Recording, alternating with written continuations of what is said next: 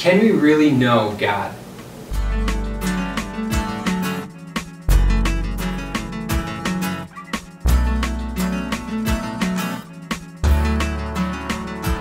Three, two, one, ready or not, here I come. Do you guys remember playing hide and seek as kids? I loved hide and seek, and I was probably the best hider in the neighborhood because I would do whatever it takes to not be found, whether it was climbing trees or hiding under rocks. But on the flip side, I was the worst seeker because I hated looking.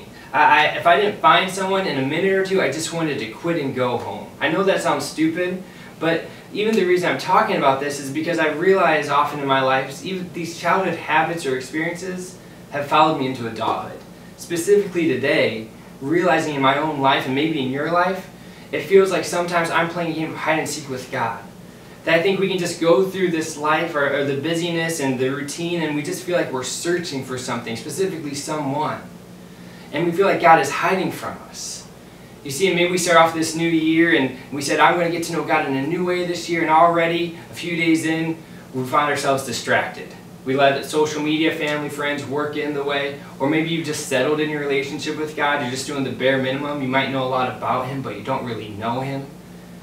You see, but the thing with our God is that if you feel like you're playing a game of hide and seek with Him, the truth is that He wants to be found. He's a horrible hider. I love how John starts out his first letter where he says, I have seen Him, I have heard Him, I have looked upon Him, I have touched Him. And he's saying all that stuff because not only bragging what he has experienced, but saying that we can also experience the realness of God in our lives. That we can see Him and experience Him and know Him here in this world. And so if you want to know God, I'm going to give you 4 things that you can do this week to grow in that relationship. The first is to realize that there's more.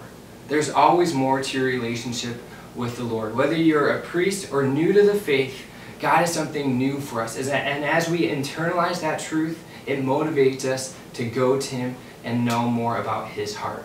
The second thing is to be intentional with our time in prayer. To not just word vomit about our needs and wants about life to Him, but to let Him share His heart, His wisdom, His desires for us in that time. That it can be an encounter of the beloved meeting the lover.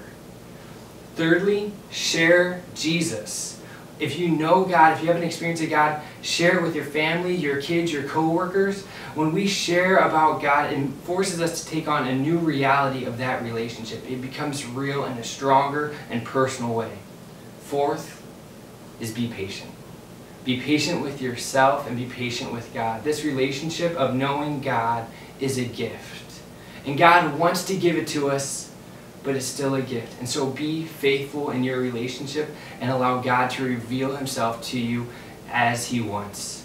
So guys, join in this relationship. Join in this conversation. Share below. I want you to write below the answer to this question.